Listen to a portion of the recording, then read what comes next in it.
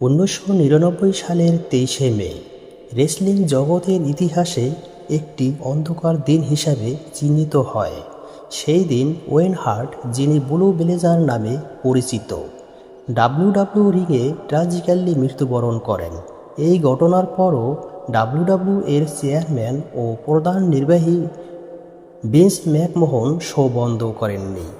এটি একটি বিতর্কিত সিদ্ধান্ত ছিল যা রেসলিং প্রেমীদের মধ্যে নানা প্রশ্নের জন্ম দেয়। সম্প্রতি নেটফ্লিক্সে মুক্তি পাওয়া মিস্টার ম্যাকমোহন সিরিজে এই ঘটনার পেছনের কারণগুলি উন্মোচিত হয়েছে। সেখানে জানানো হয়েছে, ভিন্স ম্যাকমোহন মনে করেছিলেন যে শো চলতে থাকলে দর্শকদের জন্য এটি একটি শ্রদ্ধার্ঘ্য হবে। ওয়েন হার্টের মৃত্যুর পর শো চলতে থাকায় অনেকেই ক্ষুব্ধ হন, তবে ম্যাকমোহনের যুক্তি ছিল রেসলিং একটি বিনোদন মাধ্যম এবং দর্শকদের জন্য এটি একটি গুরুত্বপূর্ণ মুহূর্ত। তিনি বিশ্বাস করতেন যে ওয়েন হার্টের স্মৃতি রক্ষা করতে হলে তার কাজের মাধ্যমে তা করতে হবে।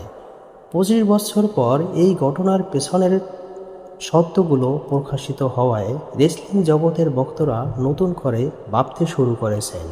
ওয়েন হার্টের অবদান এবং তার মৃত্যুর পরের পরিস্থিতি নিয়ে আলোচনা এখনও চলছে।